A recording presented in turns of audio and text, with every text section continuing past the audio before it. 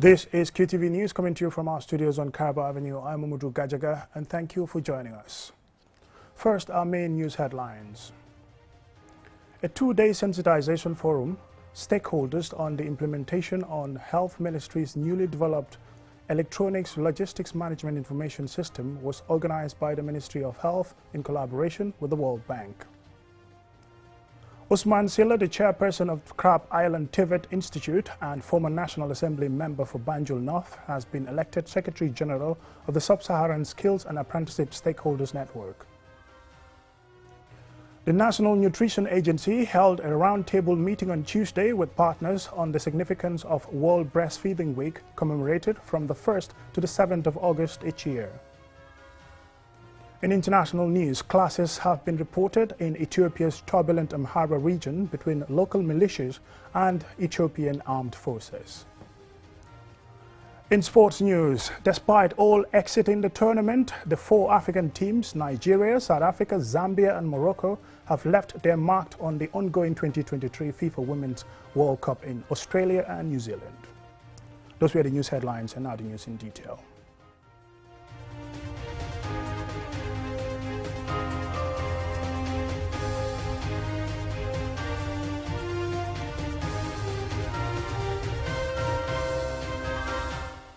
Welcome and thank you for joining us. This is QTV News. The Ministry of Health, in collaboration with the World Bank, commenced a two-day sensitization forum on Tuesday for stakeholders on the implementation of the Health Ministry's newly developed Electronics Management Information System. Julden Jai reports. The Ministry of Health's newly developed Electronic Logistics Management Information System will be used by the National Pharmaceutical Service to streamline logistics operations, enhance efficiency, and ultimately optimize their supply chain processes during procurement. Bai Cham, Executive Secretary, Country Coordinating Mechanism of the Global Fund, says this is part of the inevitable digitalization process. Therefore, people should make good use of the initiative. The Global Fund has prioritized the digitalization of the airlines of Ministry of Health, with a lot of investment provided. I'm sure we are not throwing this investment into the dustbin. It is going to be used for the purpose it is meant for, and also benefit our populace. We all know that medicines are critical commodities in our health systems, and their timely availability is always required, so that people who are ill health are given the right treatment on time. And this logistic management information system will enable us to know where these medicines are throughout the country. Dr. Samuel Mills, World Bank Tax Team Leader for Health, says drug shortages have been a major challenge in the Gambia. Hence, having systems such as these can help address such challenges. The Gambia Bureau of Statistics recently did a study. They interviewed people across the country a few months ago. For those who were sick, they found out that they spent an average of $4,100 when they fell sick. And out of this, $2,800 was spent on medications alone. It means that people go to the health facility, drugs are prescribed for them, but they are not able to obtain these drugs from the health facilities. They have to go elsewhere to buy these drugs. Can you imagine falling sick, spending $4,000? If you fall sick 2-3 times in a year, you can imagine how much you're going to pay out of pocket. And I think that is something that needs to be addressed. Responding to the World Bank team leader, Babanding Sabali, Deputy Permanent Secretary, Ministry of Health, gave an assurance that the ministry will lead in the digitalized economy that the government is seeking to implement. VPS Sabali added that one of the reasons why there is shortage of drugs is because health facilities are usually late in submitting their request. With the new system, he says that will be a thing of the past. With electronic logistic management system, it will create visibility within the supply chain. That means to say that even if you're at the standard medical stores, as a manager, you'll be able to monitor the stock movement, the stock balance at the farthest point of the country. All this will translate in ensuring that the supply chain managers proactively react to situation, ensuring that stock out or stock out situations are managed or completely eliminated as we move on to the next level of our transition to embracing National Health Insurance Scheme. VPS Sabali thanked partners the World Bank and the Global Fund for their relentless efforts in ensuring that the Gambia gets quality healthcare delivery. For QTV News, I am Julden Jai.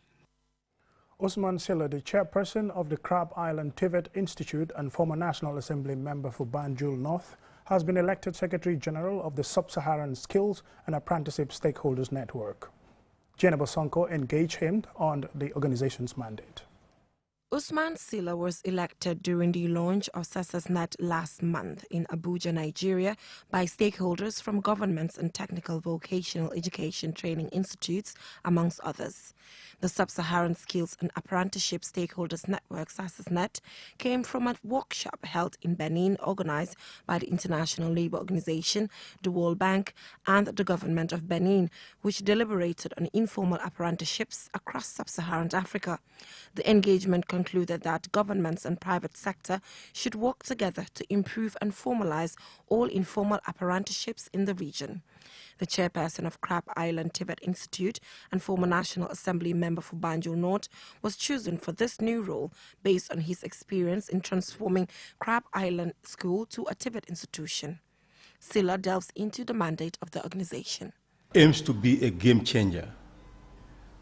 We want to turn around the status quo in terms of skills and apprenticeship. What we want to do is we basically want to formalize the informal sector in terms of skills and apprenticeship. You see training settings, the informal training settings in the Gambia here, like carpentry workshops, welding workshops, auto mechanic garages. You see a lot of young people, trainees, undergoing training years on end. And at the end of the day, they would become so qualified, but they can show nothing to indicate their level of skills acquisition. And what SASASNet intends to do is that informal setting, how do we formalize it? Studies show that technological advancement and shifting labor market dynamics increasingly call for agile and adaptable skill sets. Due to these factors, it is important to empower young people to navigate these challenges effectively. Technical and vocational education and training TVET is well placed to meet these demands by reducing access barriers to work, ensuring that skills gained are relevant, recognized and certified if done properly. What is SASASNet doing to harmonize skills in sub-Saharan Africa? SG Silla explains. And also to harmonize so that the training that obtains in the Gambia is what obtains in South Africa. Because at the end of the day, we want to have what we call a skills passport, African skills passport, ASP, whereby a Gambian who is skilled in television camera, operating a television camera, or a mechanic, can go and work in Nigeria, or in South Africa, or in Zambia, or in Uganda, or in Ghana, Sierra Leone. And then likewise, those people can also come to Gambia and do the same thing. Sub-Saharan Skills and Apprenticeship Stakeholders Network will create country focal committees in every member country of the network to coordinate the work at every country level. It will comprise of stakeholders from ministries, departments, training institutes, artisans and skills, employers and workers' associations and experts, researchers as well, amongst others. Reporting for QTV News, I am Jennifer Sonko. World Breastfeeding Week is commemorated globally from the 1st to the 7th of August each year to raise awareness about the importance of breastfeeding and its benefits. Its main aim is to support and encourage breastfeeding as a vital aspect of health and well-being for mother and child. The National Nutrition Agency held a roundtable meeting on Tuesday with partners on the significance of the day. Lolly M. Camara has more. Organized by World Alliance for Breastfeeding Action, the World Health Organization and UNICEF came up with the goal to promote exclusive breastfeeding for the first 6 months of a baby's life, which yields many health benefits, providing critical nutrients, protection from deadly diseases such as pneumonia, and fosters growth and development. Exclusive breastfeeding means feeding your baby only breast milk, not any other foods or liquids, including infant formula or water, except for medications or vitamin and mineral supplements. The theme for this year's celebration is Enabling Breastfeeding, Making a Difference for Working Parents. Malang N. Fofana, Deputy Executive Director at the National Nutrition Agency, says theme set for this year's commemoration is apt because workplace challenges remain the most common reason for women to never breastfeed or to stop breastfeeding earlier than recommended. We know internationally it is recommended that every child should be fed optimally. Feeding optimally means early institutional breastfeeding within an hour of birth, which has importance for the child as well as for the mother. The importance for the mother is the fact that it helps in stopping bleeding. The WHO and the American Academy of Pediatrics emphasizes the value of breastfeeding for mothers and children. Both recommended exclusive breastfeeding for the first 6 months of life, which should then be supplemented for at least 1 year and up to 2 years.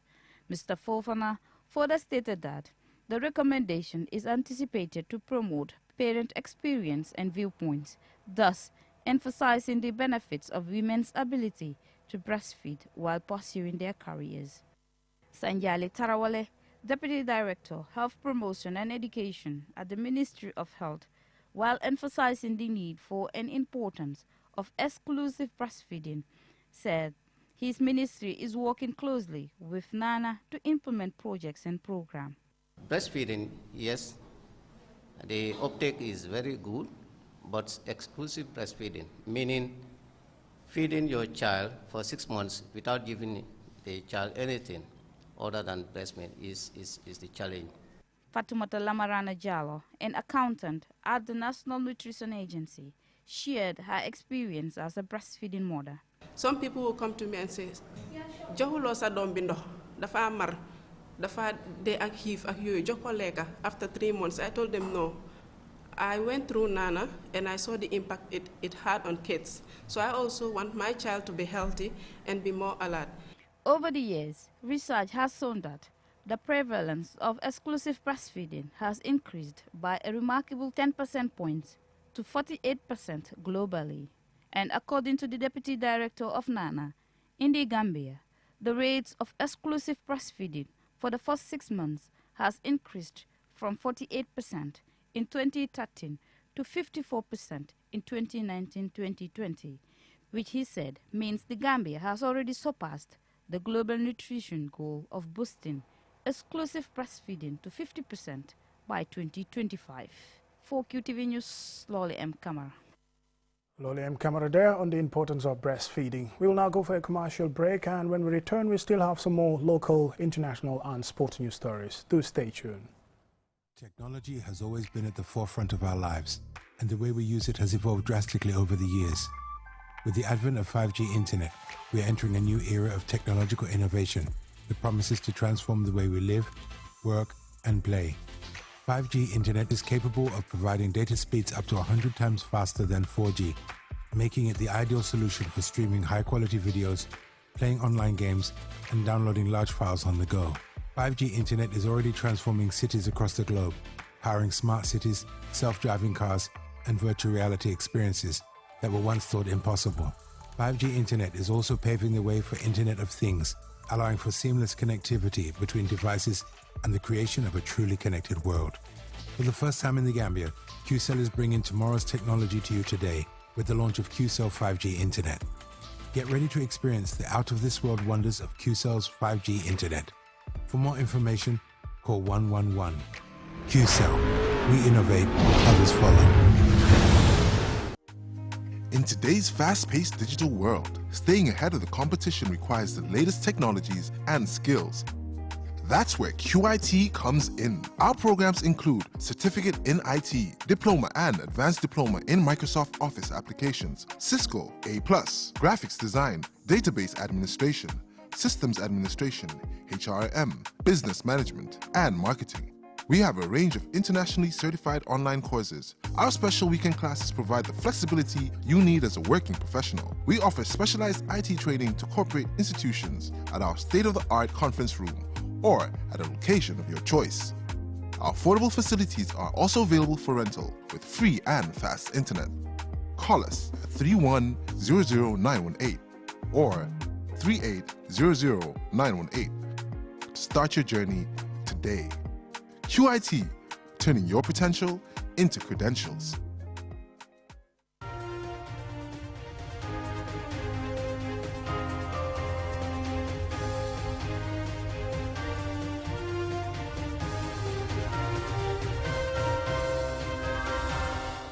Welcome back, and thank you very much if you're just joining us. This is QTV News. Serekunda Central Red Cross Link held a career day over the weekend to inspire their volunteers in choosing a career in diverse areas. Lena E. Igwenyiba has the rest of the story. At this career day for young volunteers of the Serekunda Central Red Cross Link, several speakers spoke at the event to inspire volunteers in choosing the right career path. Firstly, from Dr. Mustafa Bite, the Gambia's Director of Health Services. Next, we have from Mohamed Jawo, a business and public management lecturer at UTG. Thirdly, we also have from Momodu Gajaga, a QTV news anchor and sports show presenter. Finally, we have from Momodu Kamara, an IT specialist. Here are some of the things some of the speakers shared with the volunteers. But just for those who want to do medicine or science and all, so in the Gambia, medicine, the challenge is that it's quite restrictive. You have to do specific subjects, you know? It's not like they give you choices. So, like, you have to have maths, English, physics, chemistry, biology. Yes, my business name is Heartbeat Entertainment Kanasu Pros. We are crazy people that nobody can kill. Why? I want to be different. I want to think outside the box. I don't want to copy what people do. I want to innovate. Yeah, so identifying a problem is the first step you take as a business person or as an entrepreneur. And when you identify that problem, what do? You provide a business solution to that problem. I once went to the stadium in 2012. Gambia played against Morocco. It was the Africa Cup of Nations qualifiers. They beat us 2-1. It was a home match, so the fans were there. They were disappointed. By then, I was working for the Standard newspaper. So I was giving a camera, digital camera, to take pictures, especially the faces of the fans. So I got close to them. I was taking pictures. They told me, adult journalist, you know, like I said, my first time I was given a computer with a hard drive issue to replace the hard drive, and they installed a new operating. I was like, what? What is this? Yeah. They gave me the computer, and they left me with the computer. I really didn't know what to do. The leader of the Serekunda Central Red Cross Link, Njarabi Sany, says Career Day is one of their most important activities in their annual calendar. He added that the day aims to expose their members to different skill sets to choose from. This Career Day is actually geared towards trying to get the volunteers to understand some of the activities that are available and some of the diverse specialities that are available, and then at least expose them to understand that there are a pool of careers that they can be able to tap their hands on. In an interactive forum, volunteers asked questions about the career journeys of the panelists, their challenges and opportunities in the job market of their diverse areas of specialization. Red Cross volunteers pride themselves in doing humanitarian work, in alleviating the suffering of people during disasters and offering humanitarian services. Reporting for QTV News, I am Lena Igwenyiba. The end of that report takes us to international news.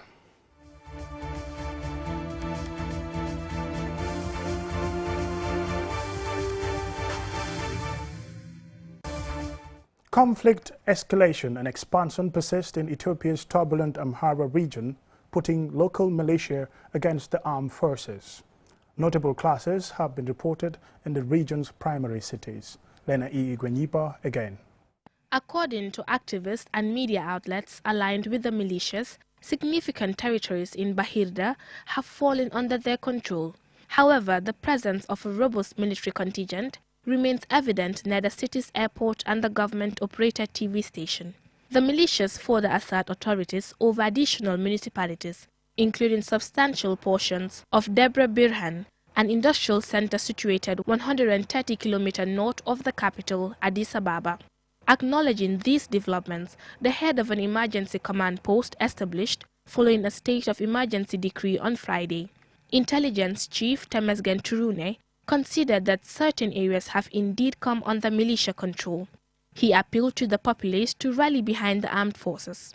Over the weekend, activists accused the government of disproportionately targeting ethnic Amharas, estimating that the number of arrests might reach into the thousands.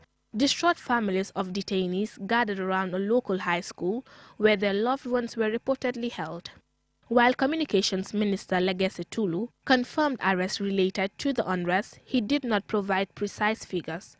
Reporting for QTV News, I am Lena Igwenyiba. Coming up next is sports news.